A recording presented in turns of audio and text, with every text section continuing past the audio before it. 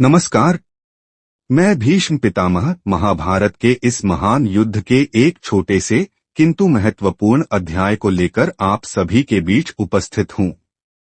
इस कहानी का संबंध मेरे जीवन के एक ऐसे महत्वपूर्ण पल से है जब मैं ऋषियों के पास गया और उनके साथ संवाद किया।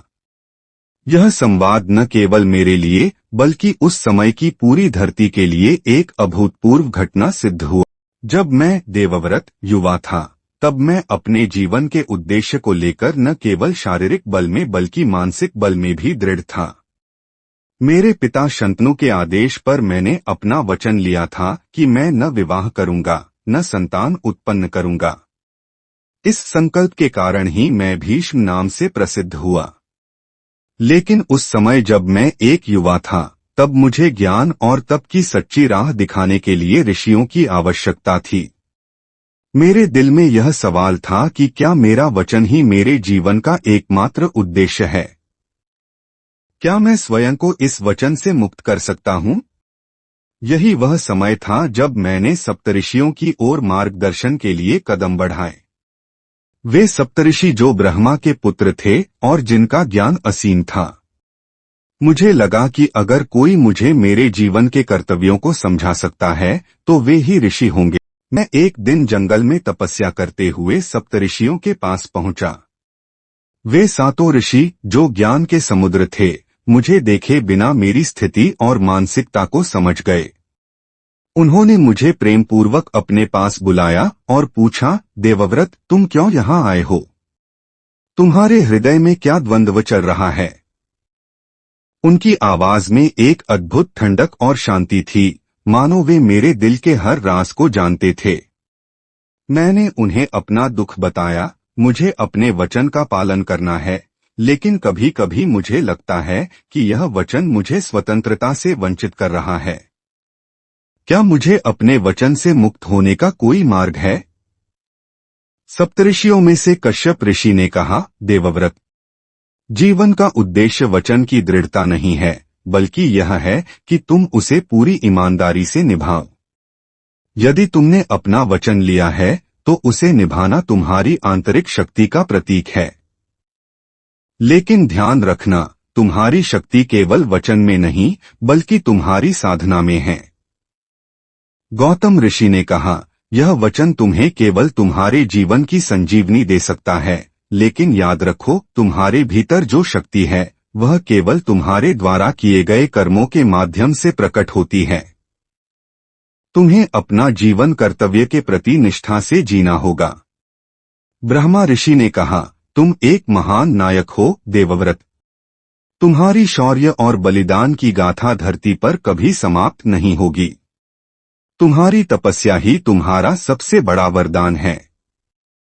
सप्तऋषियों से यह उपदेश प्राप्त करने के बाद मैंने अपने जीवन को पुनः एक दिशा में देखा। अब मुझे यह समझ में आ गया था कि वचन लेने का उद्देश्य केवल बलिदान नहीं है, बल्कि वह तुम्हारी आत्मा के शुद्धिकरण का एक माध्यम है।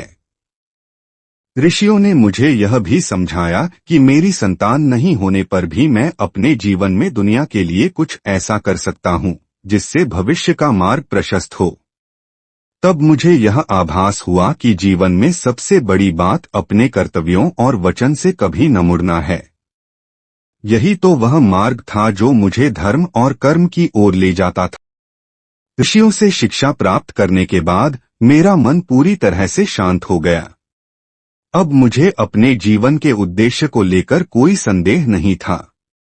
मैंने समझा कि मुझे अपने कर्तव्यों से कभी पीछे नहीं हटना चाहिए, चाहे वह कितना भी कठिन क्यों न हो।